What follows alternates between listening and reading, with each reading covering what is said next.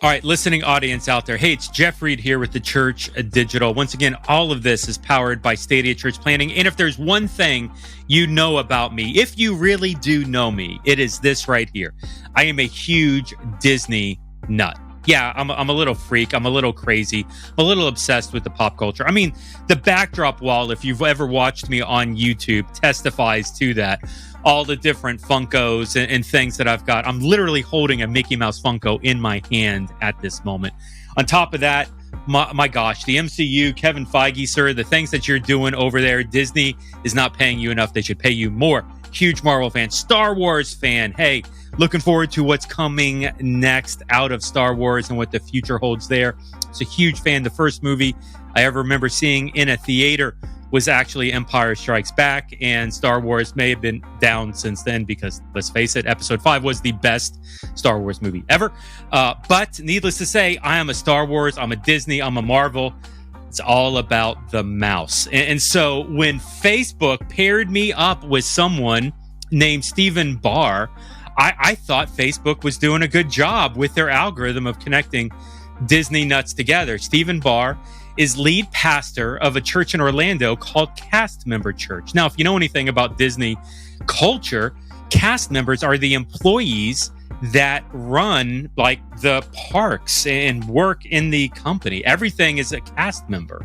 And so we're looking at a church that's aimed at reaching cast members. Like is this a workplace ministry? Is this a church? How does this work? How is this funded? How does this function? Like, this is thinking outside the box. And so as I connected with Stephen on Facebook, suddenly I found myself, hey, Stephen, why don't we do a podcast? You don't know me. I talk digital church. I talk digital discipleship. Hey, we talk innovation, thinking outside the box. We talk about people who are crazy and doing crazy things for ministry. We'd love to just kind of learn more about Castmember Church. And the things that I learned in this conversation surprised even me. I was not expecting the conversation that we had here with this conversation. And honestly, I'm not going to tell you anything else because the conversation is so good. You don't need to hear it from me. You need to hear it from Stephen, from his mouth in itself. So for this conversation, I'm bringing in Stephen Barr, lead pastor at Castmember Church in Orlando. I'm bringing in myself, Jeff, with theChurch.digital and with Stadia Church Planting in a simple conversation that I'm calling What Disney Castmember Church Can Teach You About Digital and Discipleship. Okay, everybody, here you go. Just tell me a little bit. How'd you get started in doing this Castmember Church? Well, that goes back all the way to 1991. I was a cast member at Walt Disney World for a year. And it was one of those moments where I was already a believer, but I was pursuing a career in music. And Disney is one of those logical steps that you take towards having a career like that. And I remember playing keyboards in front of Cinderella Castle and this was back when the music was live. And I remember looking down at the train station and in the middle of one of our performances. And I thought to myself, there should be a church here. I don't have a church to go to because we're working all the time. Weekends are the busiest. And there was, it was just a passing thought, And, that's all. I pretty much forgot about that. And I went ahead and continued to pursue a career in music and ended up in ministry. Spent 10 years in Spanish-speaking praise and worship music, and spent, I think it was probably 30 years, 25 years at the time, as a worship pastor. And I was getting to the age, I was turning 50 years old, and I thought, I don't want to be one of those worship guys over 50 that's trying to be something that I'm not. And I was feeling the Lord tug on me in some different directions, just in my own walk and the way I was relating with people. And I felt like it was time to make a change. And I was feeling drawn towards planting a church. And my wife and I were living in San Antonio, Texas at the time. And we went through all the assessments and all that fun stuff. And we started planting a church in San Antonio, Texas. And it was in the real artsy district called Southtown. And we wanted to reach the the weird artsy people, the musicians, the artists, the ones who just didn't fit in anywhere else. And we had a great launch. Our church met in an art museum. It was very eclectic and wonderful. But for me personally, it was a little bit of a letdown. I was kind of like, I got this thing started, and then I was like, okay, now what? And I think I'll even go so far as to say I was a little bored. And looking back now, I realize it was the Holy Spirit doing something. And I was meeting with my leaders one time at Panera Bread, as many church leaders do. And one of them made the comment to me, Stephen, why aren't you doing this at Disney? I said, what are you talking about?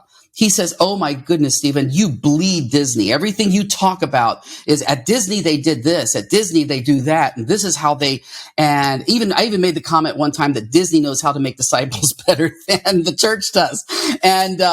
And so they were like, why aren't you doing this at Disney? And I'm not kidding you, Jeff. At that very moment, that thought that I had in front of Cinderella Castle came back. And I knew that God was saying, I heard that. And so a year later, it took some time to make the adjustments and shift. And biggest one being convincing my wife to move from San Antonio to Orlando. And we launched Castmember Church 10 years ago this January. So that's what got us here. Wow. You've been doing this 10 years? Yes. Can you believe it? That's a surprise to me. It's funny. Like, I thought I knew everything that was going in and out of Disney, because I'm a little bit of a Disney freak, and too. And I hadn't heard of you until you hit I guess some Facebook recommended us as friends or whatever Facebook does. The algorithm puts us together, and I'm like, what is this Castmember Church? Now, so you planted this thing completely from scratch. This is not like, are you partnering with any other church organization around, or you're literally doing a church for cast members? We're Evangelical Free Church of America, so we were considered a church plant of that. But we broke every rule in church planting, to be honest with you. I mean, it was a parachute drop. My wife and I, we were underfunded.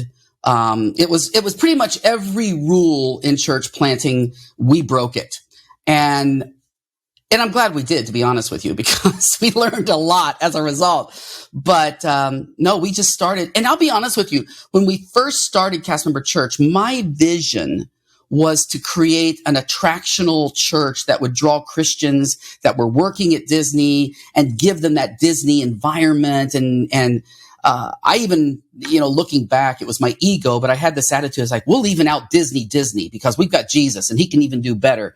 And it was that kind of delusion of grandeur, I think, that I had.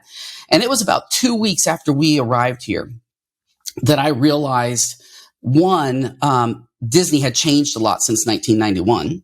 It always does. It's always changing. I should have known better. And number two is I had lived in a church bubble for 25 years. And I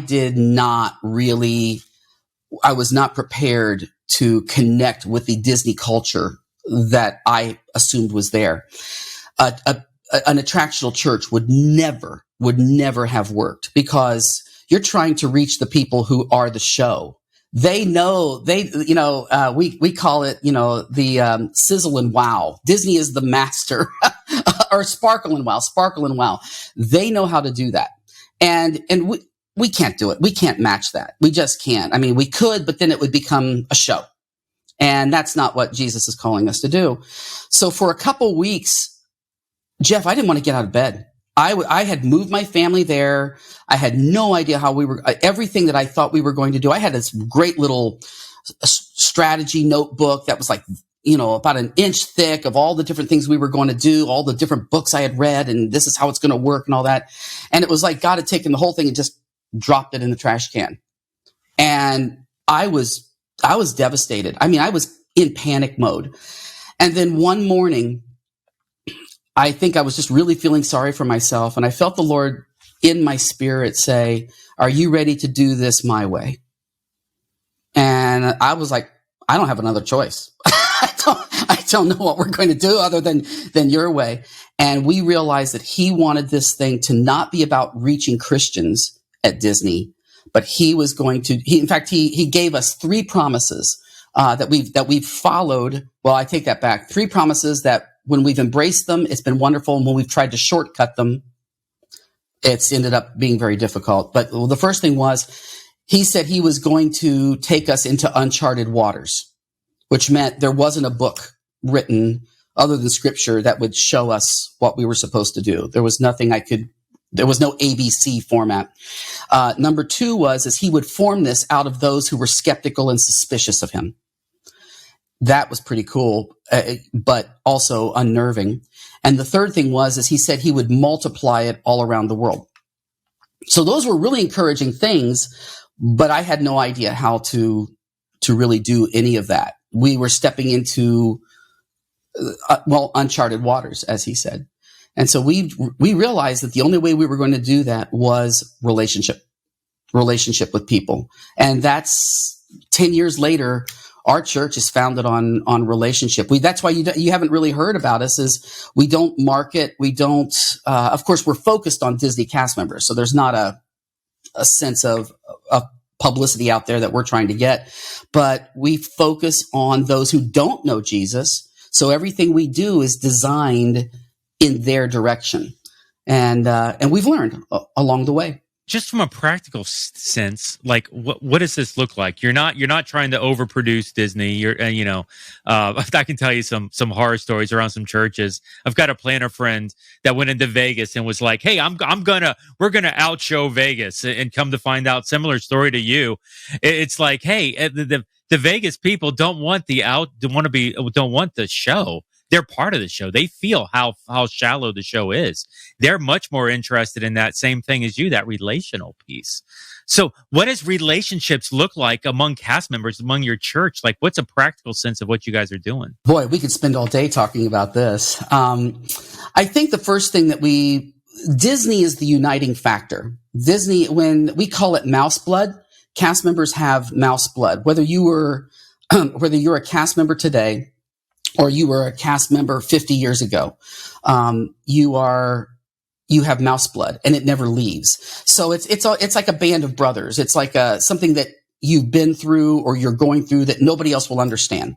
So there's that little uniting factor that it's that little nod. I remember when I used to drive a Jeep. You drive down the highway, you'd see somebody else driving a Jeep, you kind of give that little nod, that little wave, like, yeah, I know. And well, cast members are the same way. When you say that you were a Disney cast member, you are a Disney cast member, there's an immediate connection because you've shared the same vision, you've shared the same set of values, and you've shared the same vocabulary. And that's what defines a culture, in a sense, is vision, values, vocabulary, and a common rhythm. And so we tapped into that. And then again, all the evangelistic things that I had learned over the years were kind of irrelevant because the people that we were starting to interact with didn't even have the Bible as a reference point. Most of the people in our church had never touched a Bible in their lives. So to talk about, the sinful nature, or to talk about, the goodness, even the goodness of God, it was very difficult to kind of maneuver those conversations. So we became really good listeners, and finding out what was going on in their lives. What were their highs? What were their lows? What were the fractures in their life? And then little by little, we learned to listen to the Spirit and be able to, I almost call it, it's almost like dripping. You're just kind of seasoning everything with, one of those things where it's like, well, in the Bible, it says this.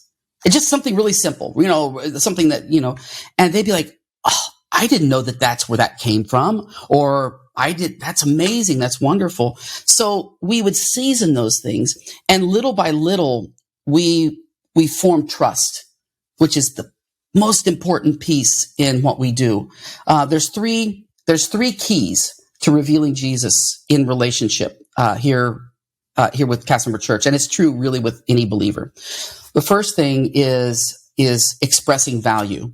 Well, I'll tell you all three: expressing value, forming trust, offering hope. Now, here's why. People don't care about the hope we have to offer if they don't trust us. And they won't trust us until they know we value them. So we have to start with value.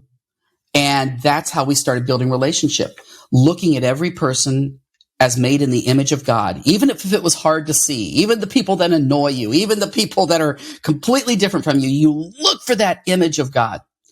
And you actually point it out. You talk to somebody and say, you know what? You are one of the most passionate people I've ever met. When you walk into a room, your passion just fills the room. And you know what? God has just given you something so incredible. No one's going to be offended by that. No one's going to be offended by being valued. And we start there. So relationships are always about expressing value, forming trust, and offering hope. And when you build on those three foundations, you're forming relationships that will last forever.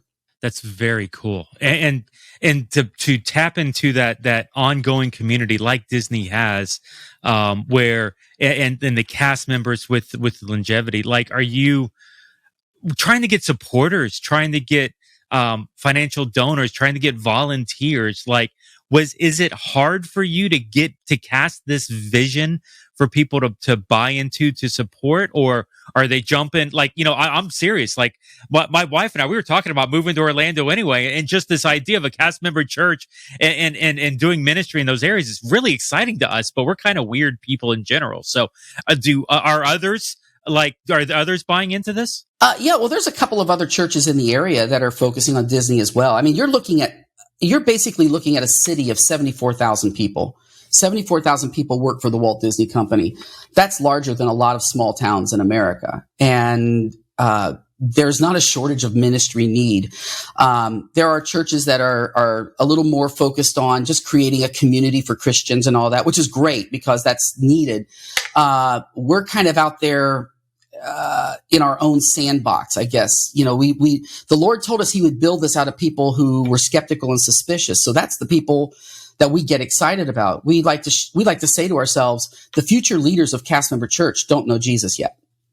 And that gets us up every day, to keep moving forward. And, so yeah, as far as when I first shared the vision, there were two responses. One was, that is so cool. That is so unique.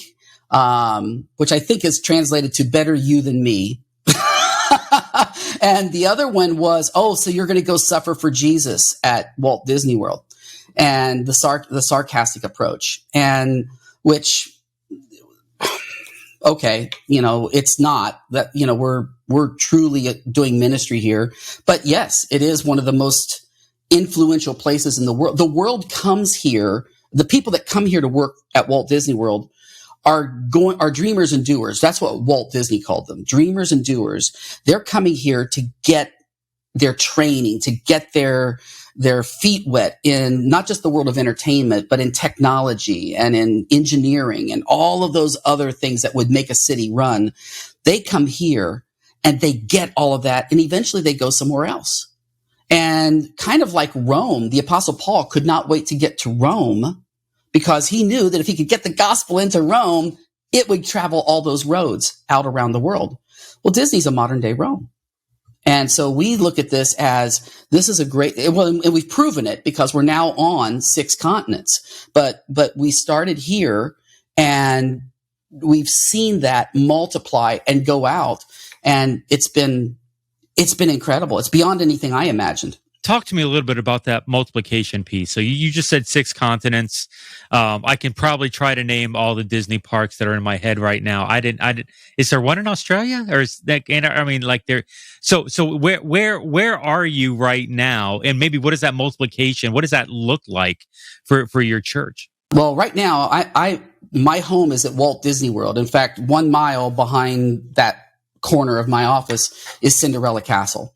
And so we started here, and of course Anaheim, the original Disneyland, Paris, Tokyo, Hong Kong, and Shanghai. And so those are the Disney park locations. What happened for us is Walt Disney World had, I say that in past tense simply because of the pandemic implications that we're dealing with right now at Disney, used to have a very large international population of cast members from all over the world through the college program or the cultural representative program. As someone who's familiar with Disney, I'm sure you've seen Epcot with the World Showcase. Every country has its own cast members from that country.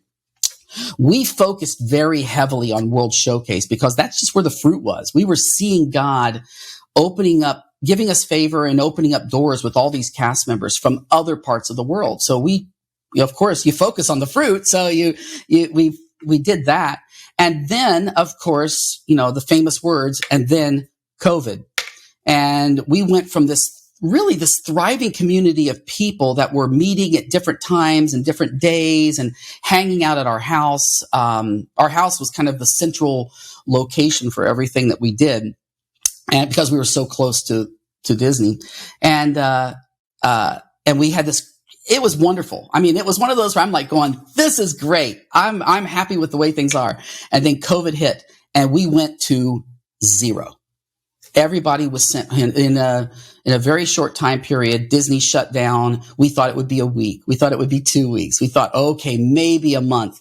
And that dragged on. And of course, the inevitable happened where Disney was shut down indefinitely, which was strange, incredibly strange for us. And so all these people went back to their homes all around the world. Brisbane, Australia, Berlin, Rome, Morocco. I mean, just everywhere you can imagine. And once again, I was sitting there going, okay, God, what now? I mean, obviously he knew this was going to happen, and we were a little more wise this time. Rather than trying to jump into a strategy, we thought, let's just kind of see what God wants to do. And we had already been using a digital platform to a certain extent just to connect with we've been doing this for 10 years. So a lot of cast members have left Disney and gone on to other things. And so the digital platform was very simple for us to use just to stay connected. Well, we decided, hey, anybody want to get together with us? We just like to see how you're doing. And of course, this was a global nightmare at the time. And, we put the word out. Anyone who wants to meet with us, we'd love to spend some time with you. Jeff, I was busy from like 7 a.m. till 4 p.m. every single day, sitting here, just like I'm talking to you, and encouraging and trying to process everything that was happening. And it was, dealing with anxiety issues, everything that went with the pandemic. And then I thought it would be a one-off. I thought it would be one of those things. It's like, okay, that was good. And just wanted to see how you were doing. And they were all saying, can we keep doing this? And my wife and I said, I think we just got the green light from God for the next step. And so we said, yeah. So we put the word out again. Anybody who wants to be a part of this this digital world and with the church, let us know. Well, we went to 6 continents.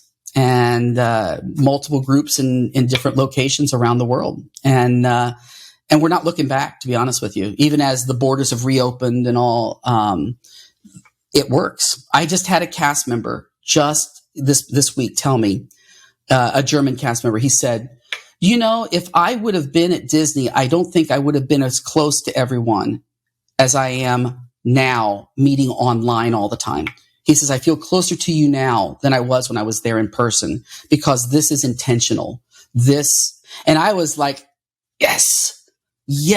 And that was incredibly encouraging because that tells me, yes, you can do life in the digital world. You can see the Spirit moving in the digital world. You can build solid relationships in the digital world. So that's where we live now. That's awesome. I totally got this on tape. I'm going to cut that segment out, and we're just going to loop it over and over for the rest of the world. Digital relationships are valid. That's great. Oh, they are. Yeah. Now are the doors even open globally? Not yet, right? Like the international. Oh yeah, or it is okay. Everybody's open. So like, and I'm heading out to the West Coast. I'll be at Disneyland here in a couple weeks. I'm spending a weekend in between some work jobs, and so I'll be out there, and the family's flying out with me. So we're going to go enjoy the California sunset, and really looking forward to it. But now that everything's getting back to normal, whatever normal is, and even normal is suspect. We live in Florida, you and I do, and Delta variant is a real thing. But is digital still like part of your strategy? How are you balancing that digital and what you were doing physical, some of the stuff at your house and some of the relational pieces? Like, is it either or? Is it both? How are you managing that? I would say that our strategy is we're making it up as we go along. I think it really is. For us, I look at it as we've just decided this in the last couple of weeks to officially say that we are a digital church, simply because that's our gathering piece. We gather in the digital primarily. Even here in Orlando, even locally, it's easier to gather online than to get together physically. And what I mean by that is, in our unique context, you work an 8-hour shift out in the hot Florida sun all day. You go home to your apartment, you change your you take a shower, you change your clothes, and the last thing you want to do is to go back out again and go to Disney Springs or the Starbucks or our house for that matter. But if you say, hey, if you want to, hop online and we'll all meet there, it's much better and more effective that way, even on in a local context. So we're trying to figure that out. Is this a trend? Is this a fluke? Is this just a bump in the road? But, it's like surfing. You just ride the wave and trust it knows where it's going. And so we're kind of just riding it and seeing what happens. I love meeting together locally. I love my dining room table seats 8 people, and we've had over 1,000 cast members sit at that table. It's one of the most special places, and obviously the most special piece of furniture in our home. And there's something very special about that. A lot of brokenness has been shared there, a lot of anger, we let cast members be themselves. There's a lot of things shared at our table that probably wouldn't be shared in other churches. Things just have been spoken, but people have experienced vulnerability at the table. Well, that's transferred over into our DNA, into the digital. I don't notice a difference in vulnerability, whether it's online or in person. That could be just the way they're led, the way that it's cultivated. I don't know. But I see it's not really an either or, it's a both and. Once Disney kind of gets its footing back, which this is the 50th anniversary, so things need to be coming together, we'll probably start some more things on the local level and hopefully do some getting together in person as well, if people want to go that direction. But we won't back off on the digital at all. Love that. And the balance, and I can totally have conversations with you about digital only expressions with no physical, but even in your context, you like the balance between the two and try to find, we use the term phygital a lot, physical and digital, finding that sweet balance, is good. And to be honest, you are very similar to many other pastors that I've talked to in the season. Man, I don't know what I'm doing. We're just giving it a shot. We're figuring out. We're going down this road. We're learning along the way. So that's a beautiful thing. One thing that I find really unique about you is your singular focus. Here at Stadia, we use the term like the target audience, the type of person that the church is going after. And it's interesting when we talk with planters, a lot of times they struggle with defining their church off of a one, because, be all things to all people so that some may come to know Christ. And so, they're wanting to cast a much larger net, or they feel that tension of, hey, I got to do everything for everyone. And I don't necessarily agree with that, which is why I find your approach refreshing.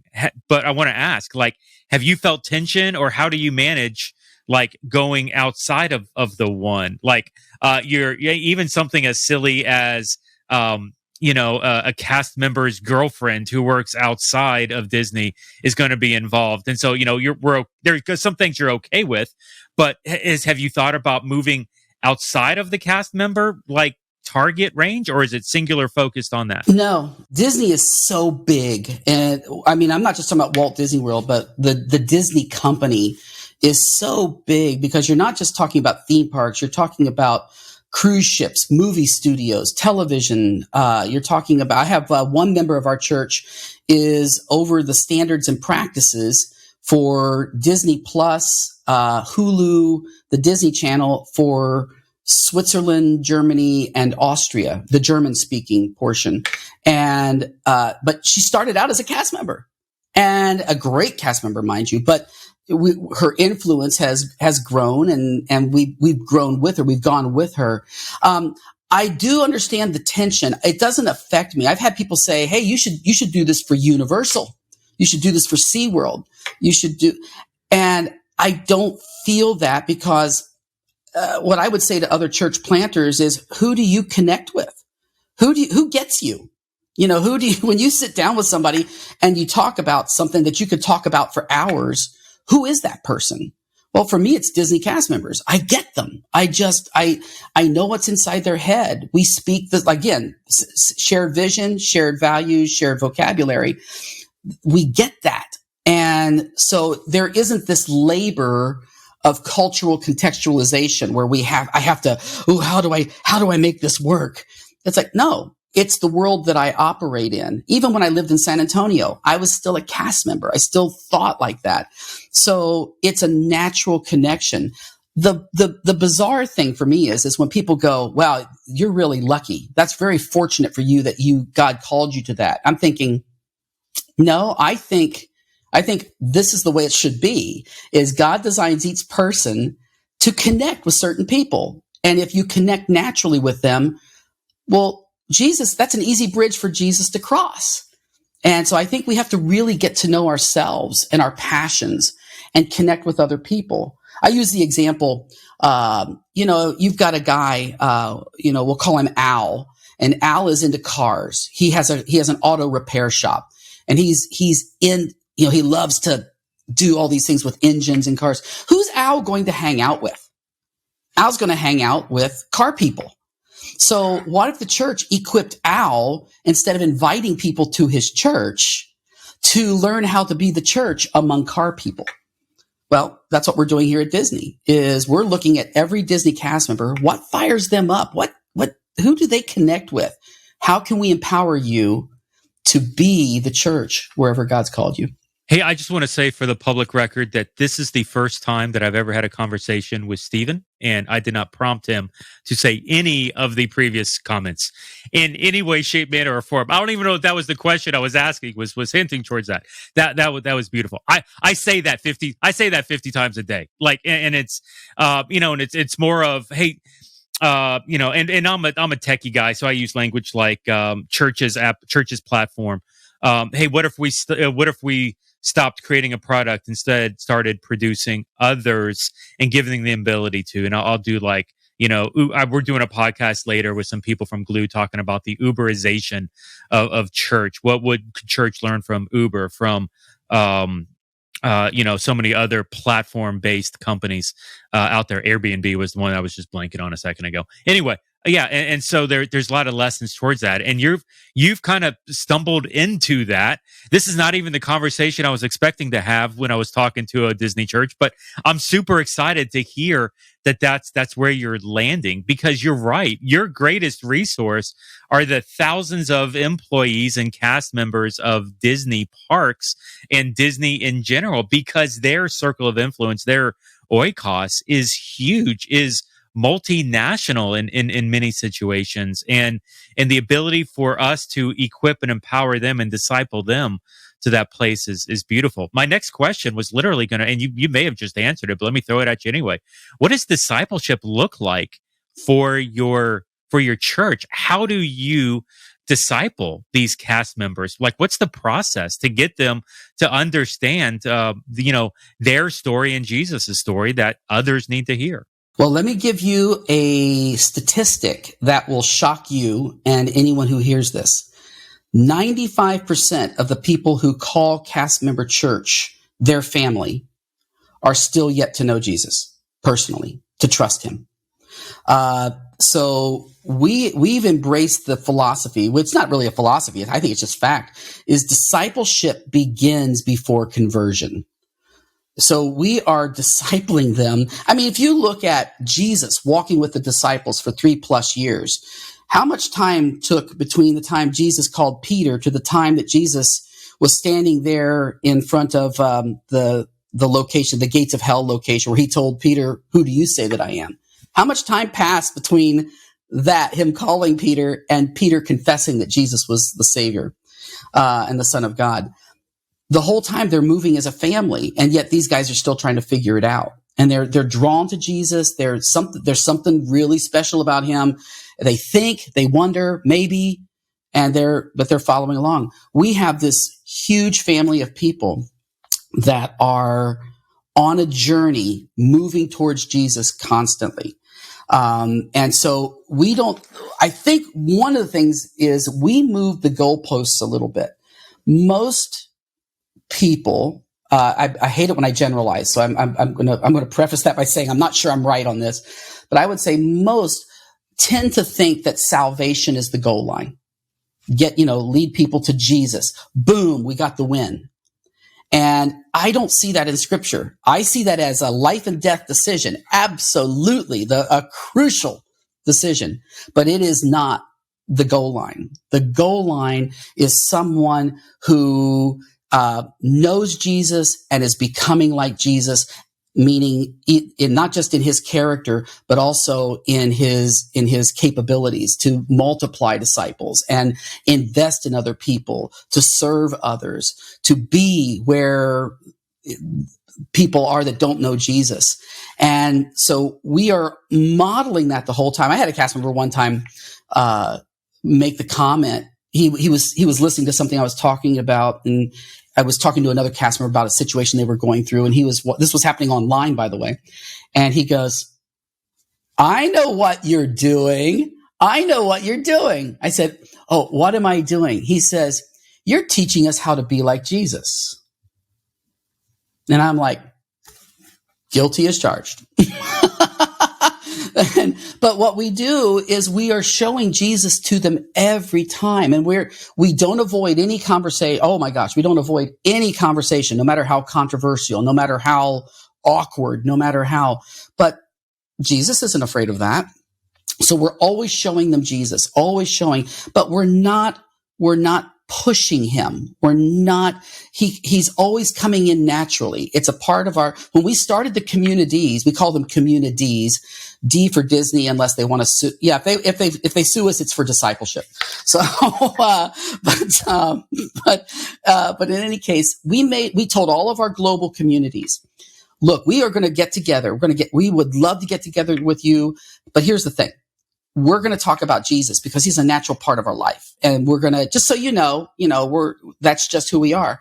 And the most common response was, well, that's what we would expect. We like that. So discipleship for us is moving people one step closer to Jesus every single interaction. And then as they come to know him, helping them learn how to reveal Jesus to others, how to be Jesus to others. And it's very natural, very, very, very natural.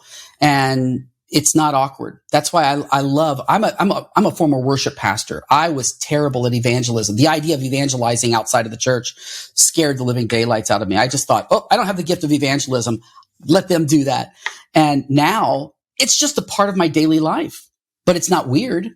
It's not weird at all. It's about talking about my friend Jesus. I was talking to my friend Jesus this morning about you. And we were talking about this. That natural. And people in the world that we live in, again, our cast members are either skeptical, suspicious, or by and large indifferent. They just don't know. They don't know what they don't know. And so to them, this is really interesting. This is fascinating because we talk about it as a part of our lives, not as a segment of our lives. My Christian life. No, this is my life. Jesus is my life. And I want you to hear what he's doing in my life. And oh my gosh, we've been talking about you too. And here's some things that, he might be interested, that you might be interested in knowing he's doing in yours. So it's very subtle. It is intentional. Don't get me wrong. I don't want you to think it's not, we're not thinking like generic, just hang out with Jesus kind of a thing, but it's very intentional. But we become so attuned to how the Holy Spirit works through this that it doesn't feel like we're evangelizing. It just feels like we're inviting people into our lives. Gotcha. Just curious, do you use like a particular system? Is it something that you've homegrown? Like curriculum, that sort of thing? I'm not a fan of the word curriculum. As soon as I hear curriculum, I think program. I think something. It just depends on the life of that person. It really does. It's learning. Again, like I said earlier, we learned how to become really good listeners. And one of those, 1 ear on the conversation, 1 ear on the Holy Spirit, and just being able to navigate that. God always gives us the right words at the right time. We've made lots of mistakes, don't get me wrong, but I think the more comfortable you become with just being a disciple and inviting other people into those conversations, you don't feel like you're doing a curriculum. You're just talking about life, and God gives you what you need at that moment in time. Love that. Listening, you're right, is so important. And plus with those big Mickey Mouse ear hats, like you got a lot more listening capacity coming through on that. I'm sorry. Yeah. Hey, let me, this might be a weird question following up Mickey Mouse. I don't know. You can get weirder than that. Oh, let's go there. Funding. Are you self-funded within the ties? Are you having to be creative with some funding by Vocovo? Like what does ministry life look like for here? Supporting ministry, supporting you, other staff, like what's happening there? That's a great question. Again, we broke every church planting rule when we started this. So we came in, like I said, underfunded. We had some money coming in, but we were underfunded. My wife actually works for Disney. Part of that is because we needed the income. And two, it was a boots on the ground kind of a thing. As a pastor, it's very awkward for me to work for Disney and also, be representing a faith, because Disney is very careful about that. I respect that. They're a secular company. They can do whatever they want.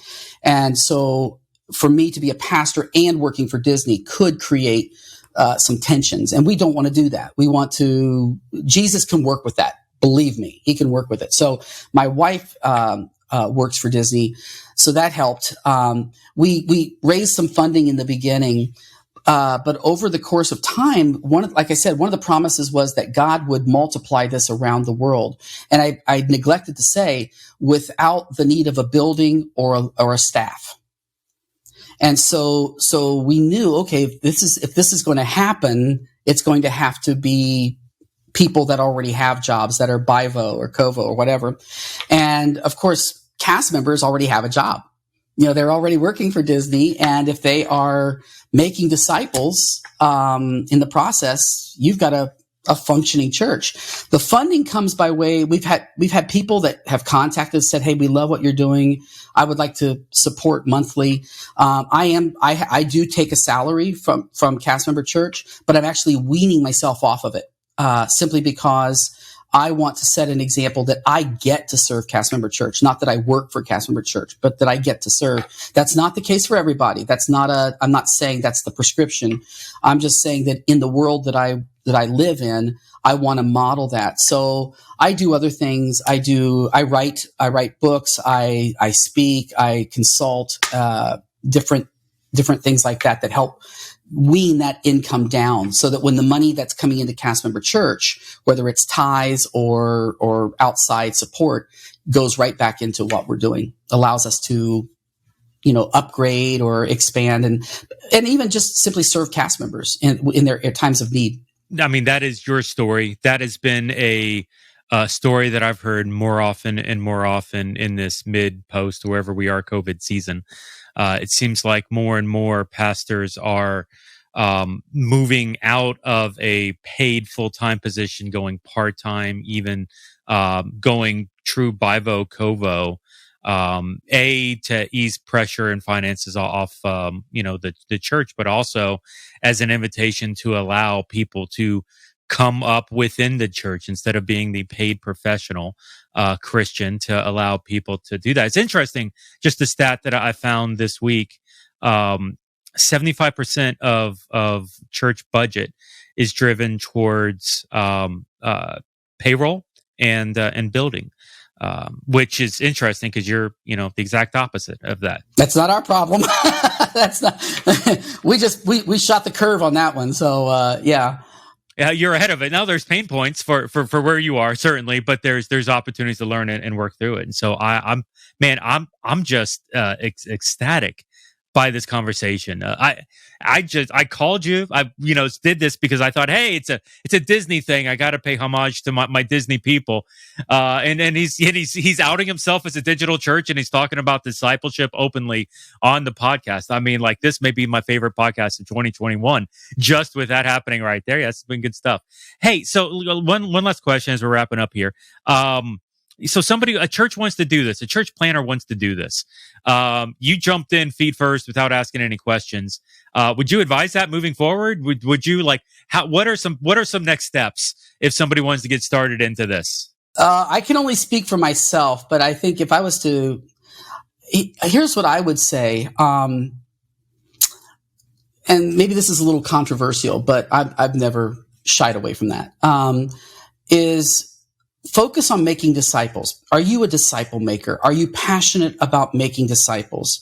A guy who discipled me for a while, Mike Breen, you probably have heard of Mike with 3DM and all, makes the comment that if you plant a church, you might get disciples, but if you make disciples, you always get a church. And when we made that pivot, that was huge for us because we no longer had the expectations of, if we're a church, we need this. If we're a church, we've got to have that. And we just simply were obedient and faithful to the Great Commission. And whatever that looked like was up to God. So I would say, the first thing I would say is you want to be passionate about making disciples. I would also say, if you love the lost, great. If you don't, figure it out. Figure it out. Just simply because that's the mark of a disciple, is to serve. But I would say for someone who's actually feeling the call, I would split the difference. I would not necessarily recommend a parachute drop. God will work with whatever we give him. And so he's been faithful. And one of our jokes has been for 10, we celebrate 10 years in January. And I said, our celebration should be, we're still here. But the truth of the matter is he blessed that. He took that, but there were some pain points that we could have avoided. But we also learned dependence upon the Holy Spirit in ways that maybe I wouldn't have learned if we were fully funded, if we were, all set up and I don't know. That was just the choice that we made. But I would split the difference. I would say, don't wait till you're ready, because you're not going to be. That's like getting married. That's like having a baby. Don't say, I'll plant a church when I'm ready. Then stay where you are because you're never going to be ready. I would also recommend surrounding yourself with people who can speak, can either affirm or give you counsel as to whether this is a pipe dream or if it's a call of God, because they look similar. They can look really, so you can convince yourself, I know I'm called. I've had people come to want to serve with Castmember Church saying, I'm called. God's called me here.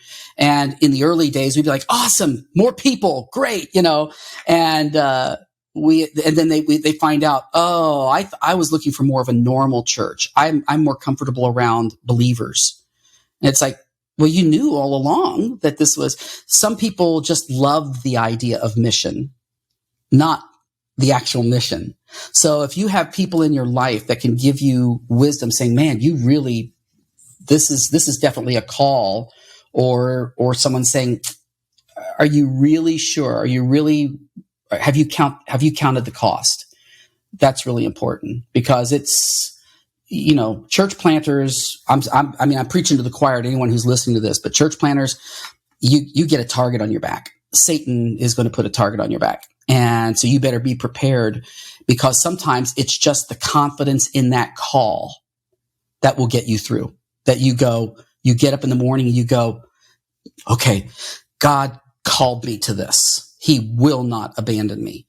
That's what gets you through. But if it's a pipe dream, I don't know what to say. I hope that helps. No, that was incredible. And so often through Stadia, we've got a discovery process, and I'll be honest, like I've helped planters through that discovery process, and I'm like, yeah, you are set, you're good to go, and good luck, Godspeed. And at the same time, they look at me and it's like, God hasn't called me to this. And I've had people that I thought would make excellent planners realize through that process, hey, this is not what God's called me to. I don't know what it is, but it's not planting. And so, having those people in your lives that can speak truth to you, and being open and honest to God for how He can lead you, and be humble, teachable, faithful in that season to listen, to put on the Mickey Mouse hat with the big ears, and use it to listen in more deeply, more keenly to the Spirit is so important. I would also add resilience. I would add resilience to that. Are you willing to get back up every time you get knocked down? Are you a resilient person? And that comes with taking things personally, all that stuff that happens. Can you shake it off? Can you shake it off? Because I think that separates, when you're in the mission field, that's a person who can say, okay, well, that didn't work. Okay, we'll try this, and you just keep getting back up. You keep getting back up. That's the one, those are the people that drive Satan nuts. They just keep getting back up. And that's the person I want to be. Love it. Emotional intelligence right alongside with that, just being able to wear through the situations that come up. So true. Even in Disney World, Satan still has power, and is able to affect some things, even in the great Magic Kingdom. So, all right, hey, this has been an incredible conversation. Thank you, Stephen, for this. Castmember Church. If somebody wanted to follow you or find more information on Castmember Church, where should they go? It's real simple. Castmemberchurch.com, and I'm also on Instagram and Facebook. You can find me, but yeah, start with Castmemberchurch.com and learn a little more about who we are, what we're doing, and hopefully it's an encouragement to anyone who sees it. Hey, yeah. So this season with the podcast, we're talking about, crazy people doing crazy things for God, and you are right up there. So thank you for your faithfulness of 10 years of doing Castmember Church, centered around Disney cast members, current and old, literally around the world, and for recognizing that digital has power to influence and to help your church go to places where it could not normally go. So, man, thank you for jumping on this podcast, Stephen. Greatly appreciate it. For the audience at home, this is Jeff at theChurch.digital and with Stadia Church Planning. Thanks for joining us here at the pod, and we'll see you next time at the show. You all have a good day.